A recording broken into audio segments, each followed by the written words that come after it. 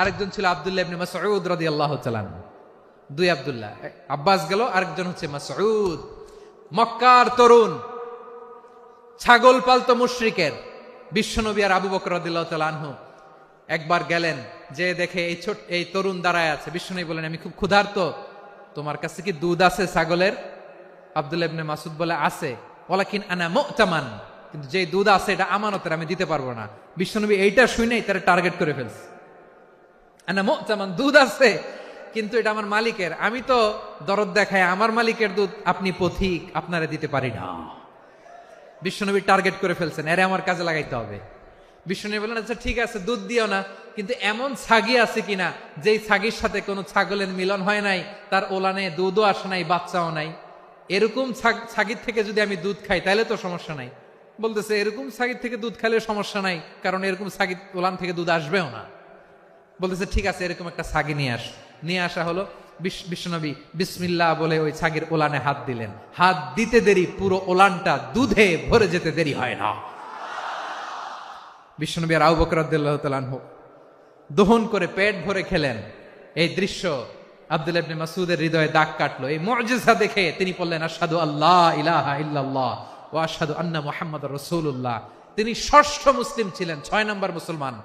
ওনাকে টার্গেট করে বিশ্বনবী দেখলেন এমন ইন্টেলেকচুয়াল ব্রেন, উনি সূক্ষ্ম সূক্ষ্ম জিনিস বুঝে বেশি, ফিকহি জ্ঞান ওনার মধ্যে বেশি। বিশ্বনবী ওনাকে কোরআনের জ্ঞান শিক্ষা দিতে লাগলেন। উনি বিশ্বনবী সবার কাছে কোরআন শোনায়, কিন্তু বিশ্বনবী নিজে আব্দুল্লাহ ইবনে মাসউদের কাছ থেকে কোরআন শুনতো। বিশ্বনবী একবার বললেন, ইকরা আলাইয়া ইয়া মাসউদ। ইবনে মাসউদ, একবার শোনাও তো কোরআন দেখি। আব্দুল্লাহ ইবনে মাসউদ বলে, আকরাউ আলাইকা ওয়া আলাইকা উনজিল।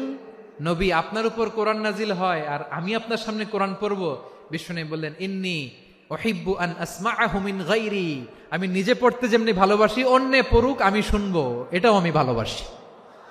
সূরা নিসা তিনি তেলাওয়াত করে শুনিয়েছেন। এমন সূক্ষ্ম সূক্ষ্ম বিষয় বিশ্বনবী উনাকে ধরিয়ে দিয়েছেন। উনি হয়ে গিয়েছেন, আব্দুল্লাহ ইবনে আব্বাস হয়েছেন রাইসুল মুফাসসিরিন, উনি হয়ে গিয়েছেন ফাকিহুল উম্মাহ। ওনার চাইতে বড় ফকি এই পৃথিবী আর দেখবে না। চিল্লায় বলেন সুবহানাল্লাহ। উনি বলতেন, ওয়াল্লাহি ওয়াল্লাহি ইল্লাযী লা ইলাহা গায়রু মা উনজিলাত সূরাতুন ইল্লা ওয়া আনা আ'লামু আইনা উনজিলাত ওয়া ফীমা উনজিলাত। বিশ্বনবী এমন ভাবে কোরআনের দার্স আমাকে দিয়েছেন, কোরআনে যত সূরা নাজিল হয়েছে, যেখানে নাজিল হোক না কেন আমি জানি এটা কোথায় নাজিল হয়েছে এবং কোন প্রেক্ষাপটে নাজিল হয়েছে। এমন একটা সূরা নাই যে সূরার কোথায় নাজিল হয়েছে আমি মাসুদের জানা নাই, কোন প্রেক্ষাপটে নাজিল হয়েছে আমার জানা নাই।